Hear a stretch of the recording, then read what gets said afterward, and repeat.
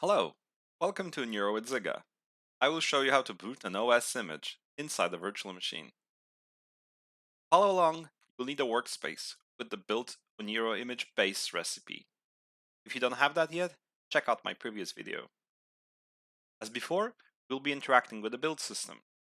This requires configuring the running shell process for the specific build directory. Run this command in your terminal.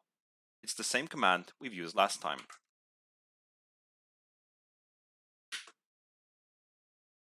Boot the disk image, run the runqemu command.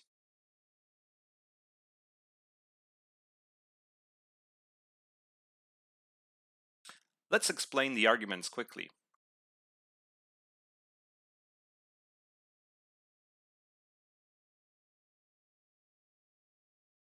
Oniro-image-base is the recipe that built the image we want to run. Wick is the disk image rather than the detached kernel and file system. ovmf enables the use of EFI firmware instead of legacy BIOS.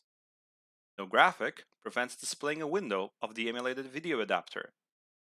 Serial connects the serial port, the virtual machine, to the terminal. Slirp enables user mode networking, giving our virtual machine access to the network without needing root privileges. KVM enables hardware acceleration. You can leave it out if you don't have a KVM-capable system.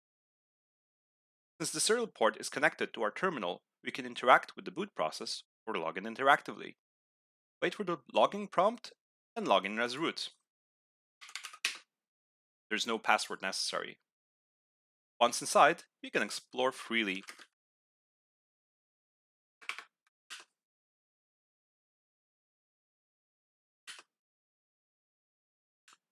Run the power off command, shut down the virtual machine, and return to your build tree. You can now boot OS images inside the virtual machine. Join me in the next video where I will show you how to build an update bundle. Thank you for watching and see you soon.